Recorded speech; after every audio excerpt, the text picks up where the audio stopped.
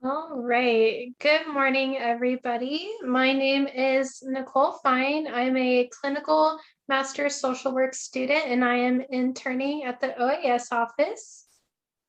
I'm Kinsey. I'm also an MSW intern at the OAS office, and I'm glad to be here today. All right. Thank you for attending the ADHD skills group this week. Today, our topic is going to be time management. So I'm sure this may sound familiar to a lot of you whenever you're looking at your to-do list and all the tasks you need to complete, it's like, I'll finish it later, or once I do this project, I'll get to something else, especially if it's a chore list. Sometimes I'm really bad about this. I'll say, there's always tomorrow. Like, I can fold my laundry tomorrow, or I'll do dishes tomorrow, work on that assignment. Or you just think you don't have enough time to complete things, or you're just like, you know what?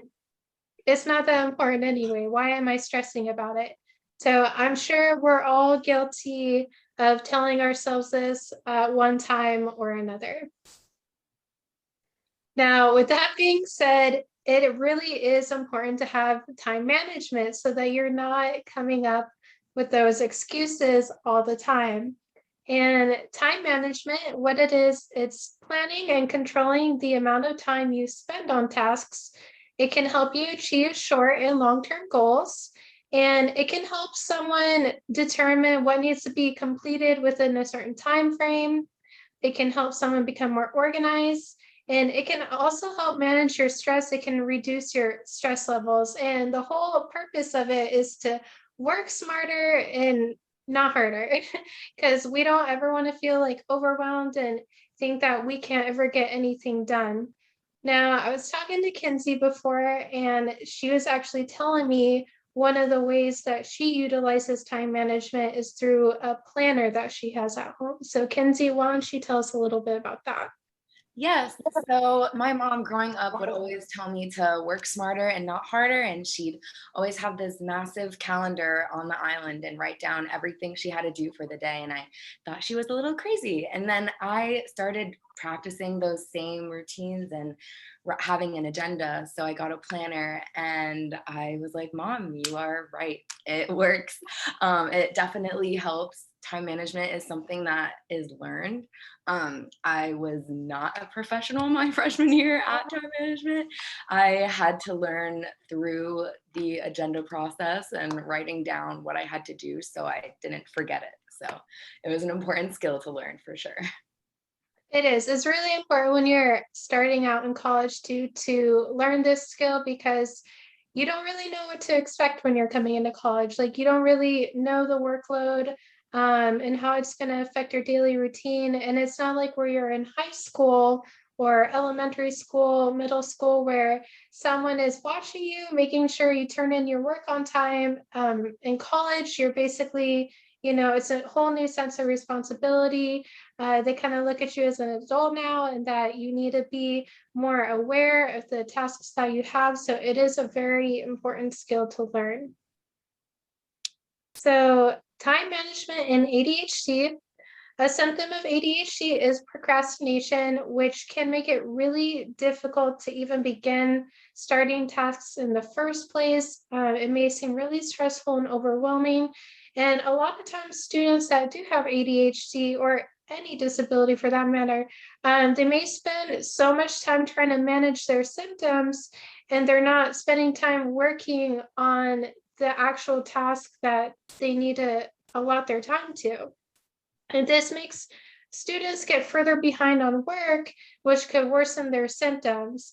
And as you can see, this little chart here, it can go either way. You're falling behind schedule, and then your symptoms are getting worse. Or you're spending time managing your symptoms, and you're just falling behind schedule even more. Like, there's no balance, when it kind of gets out of that point of control. So it is really important to learn the time management to kind of help lower the possibility of procrastination, so that your symptoms don't worsen because you are so stressed out about everything. Now this one, I'm guilty of this as well, overestimating free time. So people tend to believe that they have way more free time than what they actually do. So for example, and this is true, I do typically wake up at 7 o'clock, and even though I do need to be at work a little bit later than 8:30, for this example, I put 8:30. So I need to wake up at 7, have to be at work by 8:30. Now I had to take into consideration showering, brushing my teeth, doing my hair, makeup, lunch, getting dressed, breakfast, and driving time. And driving time, let me tell you, you got to take into account like stoplights, if there's crazy people on the road. And it takes me usually about 20 minutes to drive to work. So that's a big chunk of time, and that's not including traffic. So, is there really enough time for me to do all this and to show up to work on time? Well, if you're taking all this into account, and let's say you're dividing the time by an hour, that's not a lot of time per thing. So, um, whenever you are thinking about the things that you need to do, one really helpful tip is maybe trying to get things done the day prior. And what I mean by that is, like, for instance, the getting dressed. Okay, I know that it takes me forever to pick out what I want to wear, even though I have lots of outfits to choose from, but I still never know what I want to wear. It would be really helpful if I spend the day prior picking out my outfit, laying it out in a spot where everything is going to be set and ready, so that eliminates some of the time being used up. So therefore, I have more free time. Same with the lunches and possibly the breakfast. Maybe I can meal plan. That way, it's not taking up too much time the next morning. Or maybe I can shower at night instead of the morning to have more time available to me. So these are things you want to take into consideration um, if you do have trouble trying to allot time to certain tasks. Time awareness. So, like I was saying, we do overestimate our free time. One way to promote time awareness is to write down the tasks you do throughout the day. All you need really is something to write with, a piece of paper. It could be like a napkin, a scrap piece of paper, anything. Or you can use your phone also to record it on your phone. But it's really important to keep track of how long it takes you to do things so that you can have a better estimate of how to set up your day and your routine. So you want to track how long it takes to do each task from start to finish. And like I said, you can keep track with the phone, but a watch is recommended. And the reason why a watch is recommended is because you're not going to face as many distractions. And a watch is going to be easily accessible because it's going to be on your wrist the entire time. Whereas if you use your phone, you get notifications on your phone like, oh, someone liked my picture on Facebook, or what's going on Instagram. And then you kind of lose focus of what you're doing in the moment. So that's why it's really important to maybe go with a watch instead of using your phone. And when you are tracking what you do, it's important to do this at least a few days to a week, like I said, so you can gauge an accurate time of how long you take to do everything instead of simply just guessing. Like, you want to have more of a concrete answer because that will really help you set up your schedule. Okay, and I will let Kinsey take over on this. Yes, so as you guys know, I have experience with a planner at this point. It's my 6th year at FSU, so I've been taking a lot of advantage of my planner. So yes, so the planner does give structure, as I said before, and has, as Nicole was saying, planning out how much time each thing takes is important, so you can plan out your day and make sure you have enough time for all those tasks. Writing down the information does help you remember more. As you are writing things down, that allows you to think about how much time it's going to take. priority of things. So, like putting things on the top of your list that you need to get done first versus other tasks that are long term. Checking in the morning and at night, that also reminds you. Waking up, knowing what you have to do, and going to bed so you can plan before the next day what you have to do. Seeing a trend of not being able to finish a specific task and breaking it down, that is such an important thing to learn. Sometimes you'll just put in, like Nicole was saying, a five page paper in one day would be very difficult to take on. But if you go into your planner like a week or two prior and plan out a page a day or half a page a day, that would release a lot of the stress that you would have versus trying to complete the 5 page paper in one day. And long-term versus short-term goals. So having the short-term planning for like the next day, for the next week, planning what you have to do within that amount of time also releases a lot of built up stress that would occur if you don't plan out what you have to do within that allotted time. For long-term planning, that's also important because within the next few months, within the year, if you have these long-term plans that you would like to get completed, it's important to plan that out beforehand. Yeah, so. And what people can also use as far as a planner, you can use like your Outlook calendar, connect it to your FSU email, and that is actually really helpful because as long as you have like the volume on and it's really helpful if you are using it on your laptop because you could be doing something and if there's something put into your Outlook calendar connected to your FSU account, it'll actually make a ringing bell noise when something is about to come up. So let's say I have a meeting in 20 minutes. Well, it'll give me a ring notification like, hey, by the way, this is coming up in 20 minutes. And then you're like, oh my gosh, like I didn't realize it was coming up that soon. And so you're not always having to check back constantly on your calendar. It'll go ahead and notify you. And also you can use a phone calendar and there's also apps you can use as well. Let me just Focus tracker we yeah. discussed prior. So there are apps that are Android and iPhone friendly.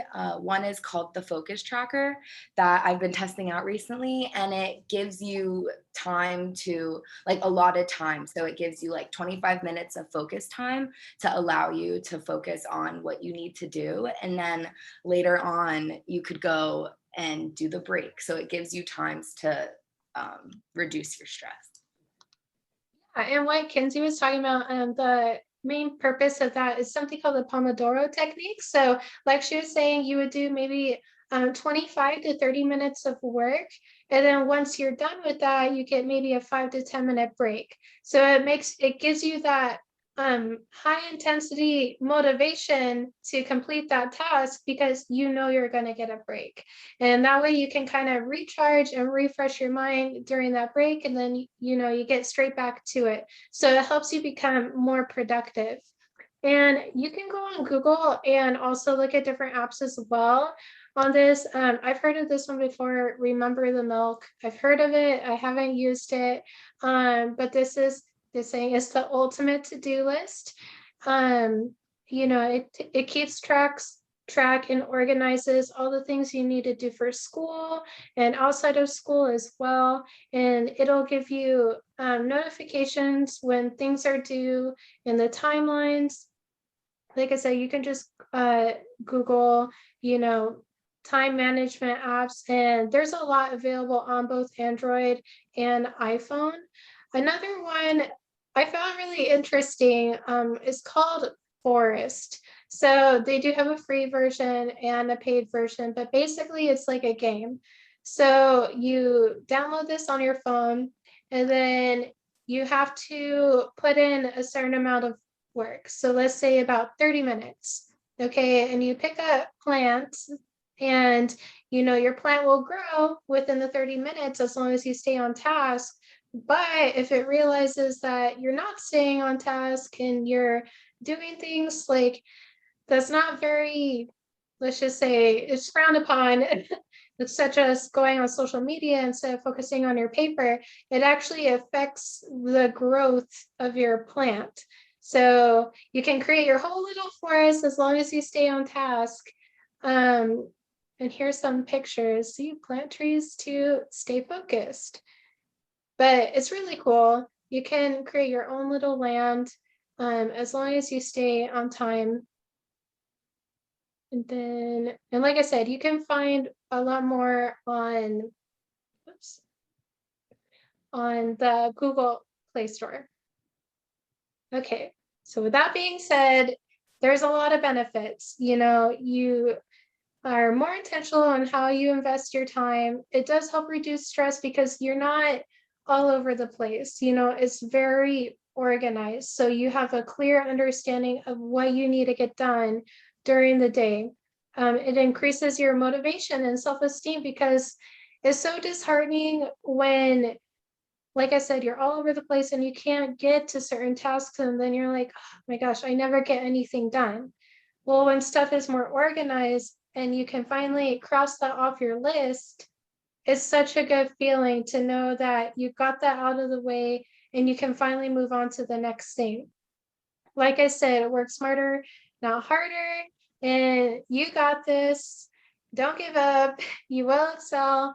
College is a journey, you guys. I'm not saying everything is going to be easy all the time, but you know what? You really got this. And if you put in the work, everything is going to work out and it's going to be okay. Another resource that we have at the FSU campus, besides OAS, that's really helpful is the Academic Center for Excellence. And so if you ever hear somebody talk about ACE, this is what they're referring to. And at the Academic Center for Excellence, they have something called personal academic consultants. Now, these are people who help you with executive functioning skills. And what that means, it means that they assist you with time management, organization, prioritization, basically skills that are going to help you succeed in college. And these are also things that will help you in your personal life as well. And they also offer one-on-one tutoring. You can do group tutoring. They can help you with literacy. They are a very, very helpful resource. And for more information, you can go to ace.fsu.edu. That's their main homepage, so you can see all the resources they have available. And for a PAC or a personal academic consultant, you can email them at tutor@fsu.edu, or you can give them a call at 850-645-9151. And if you are ever talking to an academic specialist at the OAS office, and you say that you have troubles in any of the areas that I explained to you, they would be more than happy to give you a referral to ACE. And because, we do want to see you succeed, and we want college to be a fun and not stressful experience for you guys. So everybody wants to make sure you exceed and do great. So thank you so much for attending the presentation. We always enjoy having people here. And just remember, you got this. Make sure you do enough self-care, and hopefully we see you at our next session.